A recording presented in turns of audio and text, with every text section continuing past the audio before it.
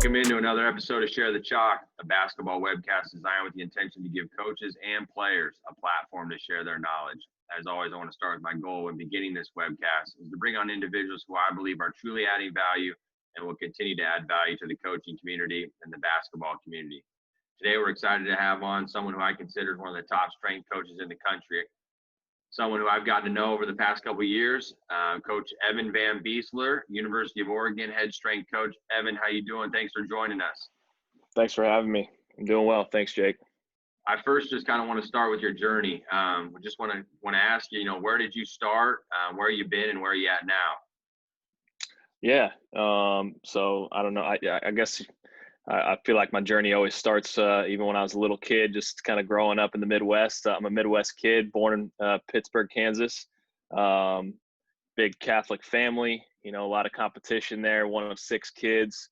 Kind of the oddball out. I didn't join the family business of going into manufacturing, engineering, or anything. So I tried to go the athletics route.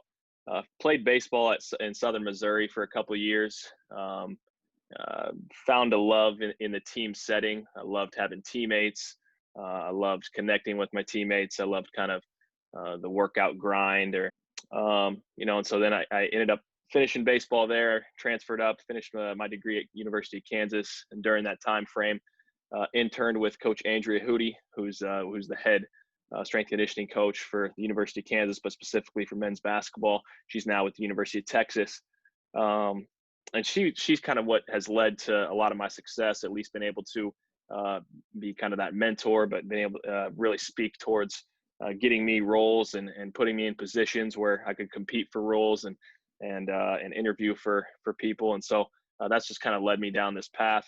After the University of Kansas, I was specifically just a volunteer intern there. Did it for 2 seasons. And then after that, I actually moved out to California we had implemented some technology there at KU, as part of performance science, and they're located out in Menlo Park, California, just south of San Francisco. And so I went out and interned for that company in a paid position, and I wasn't even out there 3 weeks until the head basketball coach at Santa Clara called me up, and he didn't even know I was that close to him. Went down, had dinner with him. I signed a contract later that week. I loved what he had to say, and he sold me on the vision with his program. And I felt I'm a pretty loyal guy, so I felt like I needed to pay my dues with him, and so I rocked out with him for almost 4 years. He was let go in March of 2016. I ended up getting a call from Ramsey Nijum, who was the head strength conditioning coach with the Sacramento Kings at the time, and he was looking for an assistant. I was the first one he called, and I think he just liked my demeanor and my passion behind the field, and so that conversation within a week's time, I was moved up to Sacramento and starting with the team right before training camp. I was with him for 2 seasons.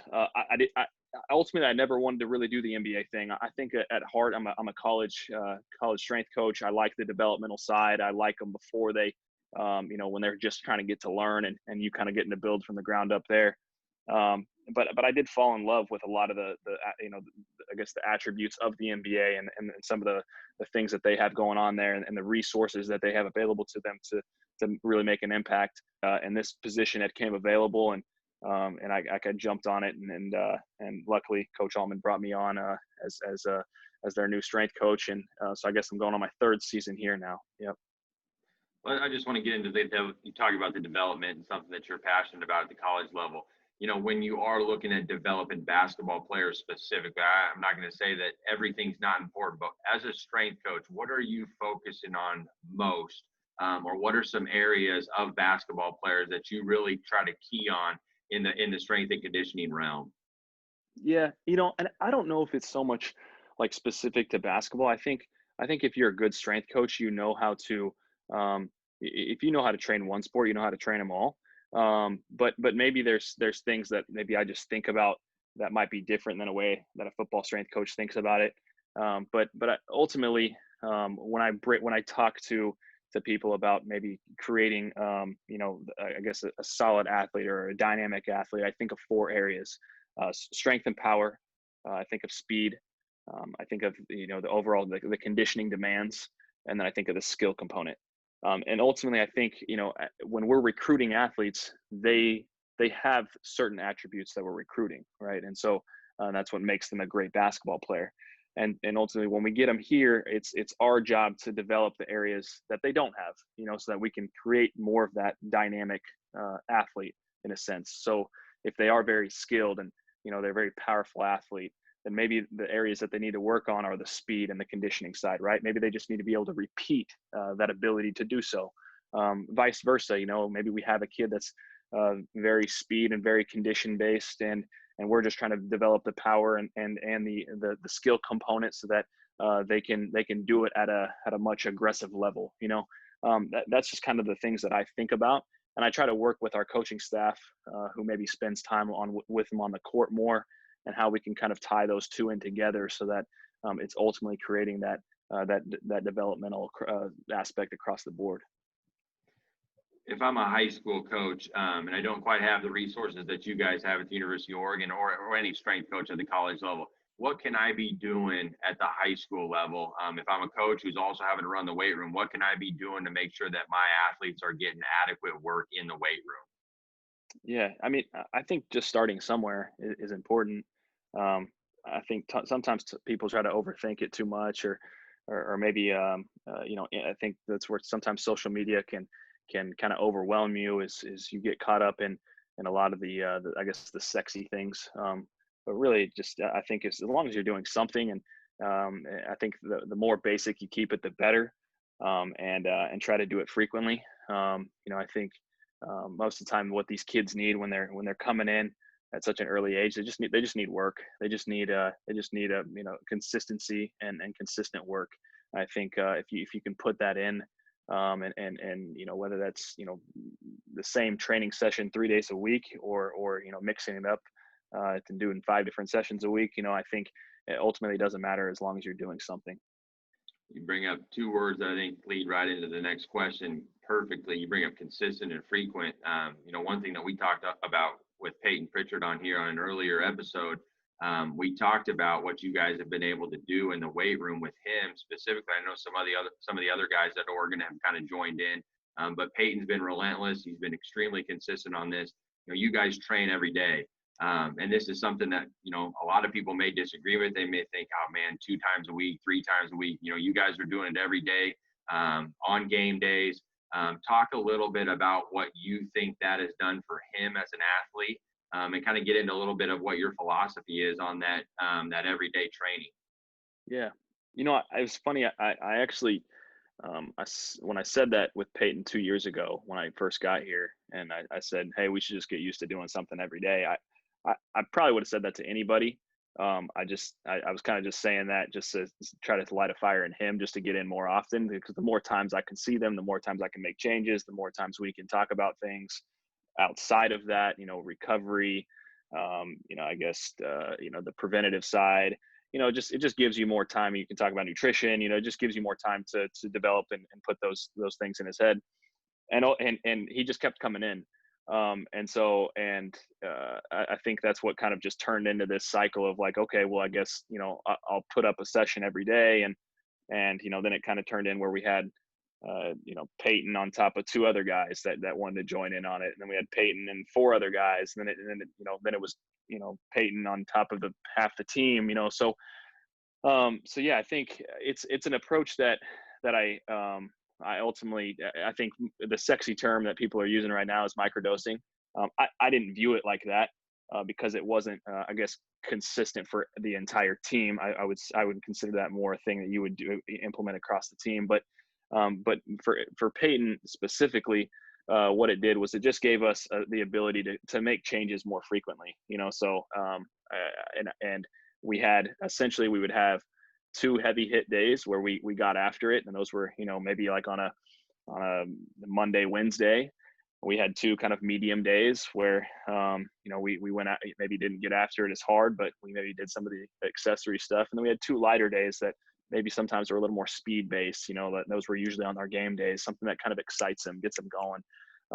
And then I always gave him at least 1 day off, and I told him just mentally, just wanted him to just get away and be out of there. So I guess it just kind of happened organically. It wasn't something that I kind of set in stone. That was just kind of how it happened. And yeah, it kind of even transferred into this year too, where I would say at least 75% of the team kind of took up on that, where they were in there at least from 4 to 6 days a week. Well, I know he had a lot of great things to say about it. I mean, that's one thing that he made sure to touch on when we talked, and he said he thought that was something that really helped him over the course of the long season. You know, he thought it made him stay fresh. He said, you know, when a lot of guys towards the end of the year were trending down, he felt like his body was trending in the right direction. Moving in now, you know, just to something that I think is really interesting, you know, the transition from high school to college. You know, you see it all the time. Freshmen, there's a little bit of struggle with just the adjustment on the basketball court. But, you know, I think there's also struggle. Some of these guys come in, they're not used to the weight room. They're not used to the physical demands of what it can bring, the soreness. What are some things that you see that freshmen struggle with in the weight room? And then what can they do to help avoid that as they kind of prepare in high school for that transition? Yeah, you know, I would say like maybe earlier in my career, I definitely thought I, I dealt with a lot more kids that were inexperienced to the weight room. I feel like it's getting a lot better now. You know, I think the awareness is happening better. People are trying to they see it as part of something for them to get better. So you still see it a little bit. You know, you probably maybe before you saw, you know, 7 out of 10 of your guys that would be that way, and now I think it's closer to maybe like, you know, only like 4 or 5 out of them that have never spent any time in the weight room. So yeah, I think originally it's just kind of just gaining that experience and put, like I said, you know, with you know, high school athletes too, it's just putting in work. Um, you know, we do things where we don't really focus a whole lot on, I guess, uh, coaching up uh, maybe some of your more complex stuff. We do things that are maybe a little more basic, and we just kind of grind those out. And I think the adaptations happen with very quickly because they have never done anything, right? I mean, we could essentially make them jump in a pool and kick around for an hour, and they're going to get stronger just because they've never done, you know, I'd never added anything extra, right? So it doesn't really matter what you do, just as long as you do it consistent and have a frequency about it.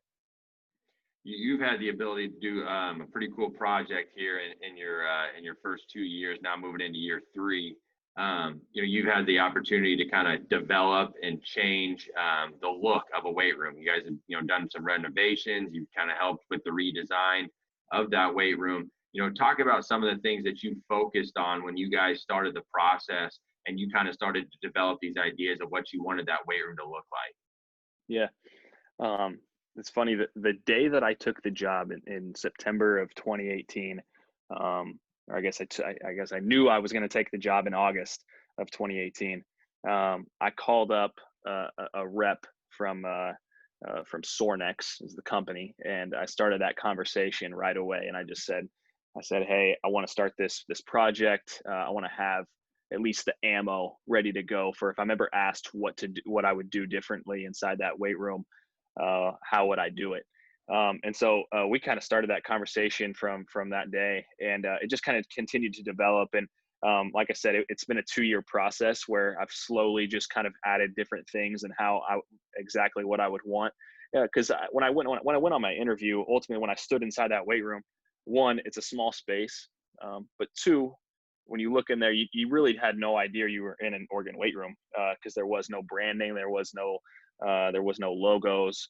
So I wanted to bring some type of that, you know, our culture. You know, we're all about the Nike and kind of the flashiness. I kind of wanted to bring some of that back into the weight room, and so yeah, we kind of went through with finding ways to make that space look a little bigger. You know, we did small things like instead of having a raised platform, we went with an inlay. You know, so that opens up that floor space, right?